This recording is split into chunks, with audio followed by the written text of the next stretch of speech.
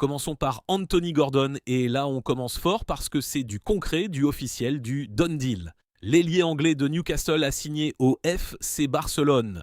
Personne ne l'avait vraiment vu venir, même pas les médias espagnols qui suivent le Barça au quotidien. L'opération a été bouclée en moins de 24 heures et a pris tout le monde de court en Espagne, mais aussi dans le reste de l'Europe. C'est exactement ça qui rend ce mercato barcelonais aussi dingue. Le Barça a conclu un accord définitif avec Newcastle dans le cadre d'une transaction d'environ 80 millions d'euros, repoussant une concurrence venue de toute l'Europe. Liverpool était sur le coup depuis longtemps, le Bayern aussi, mais c'est le Barça qui a frappé le premier et le plus fort.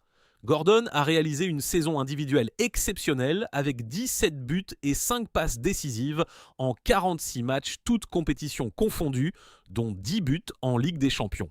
Ce chiffre, 10 buts en C1, c'est monstrueux pour un ailier.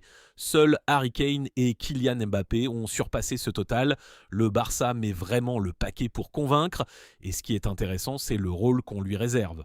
Gordon est vu en interne comme un joker offensif, capable de jouer un peu partout devant, mais il n'est pas considéré comme le futur numéro 9 titulaire. Ce qui veut dire que le Barça n'a pas fini ses emplettes offensives, et on va y revenir. Passons maintenant à Bernardo Silva, et là on parle d'un tout autre profil. Le Portugais de Manchester City, c'est pas un inconnu pour le Barça. La rumeur l'envoyait déjà en Catalogne il y a 2 ans, et elle est revenue sur la table.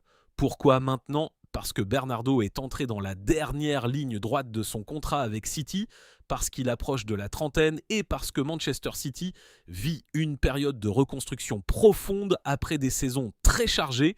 Pep Guardiola lui-même n'a pas fermé la porte à un départ si c'est ce que Bernardo souhaite. Et Bernardo Silva au Barça, c'est un rêve sportif qui fait sens sur le papier. Intelligence de jeu, technique, polyvalence, leadership. Il parle espagnol, il connaît la Liga, il a joué sous Guardiola, donc il comprend ce style de jeu positionnel qui ressemble à ce que veut faire Flick. Le tarif serait nettement plus accessible que pour Gordon, peut-être autour de 40 à 50 millions, voire moins selon les négociations. Ce transfert-là, il est plausible et les médias portugais et espagnols s'emballent pour une très bonne raison. Et maintenant, le gros morceau.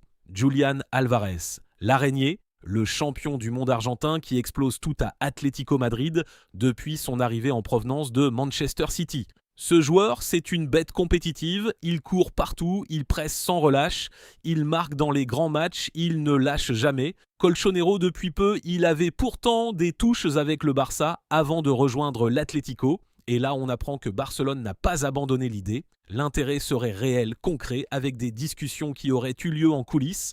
Sauf que, voilà le problème majeur. L'Atlético Madrid a mis une clause de rachat astronomique dans son contrat pour précisément décourager les clubs comme le Barça ou le Real de venir piocher. On parle de chiffres qui donnent le vertige. Et même si Álvarez lui-même avait des envies de Barça dans le passé, aujourd'hui il semble bien intégré à Madrid, performant, décisif. Est-ce que le Barça peut vraiment se permettre de s'asseoir à la table de négociation pour lui ? C'est la grande interrogation. Mais on sait que le Barça a déjà réussi des coups impossibles dans le passé, alors on ne ferme aucune porte. Ce qui est fascinant dans tout ça, c'est de voir comment Barcelone essaye de reconstruire son ADN.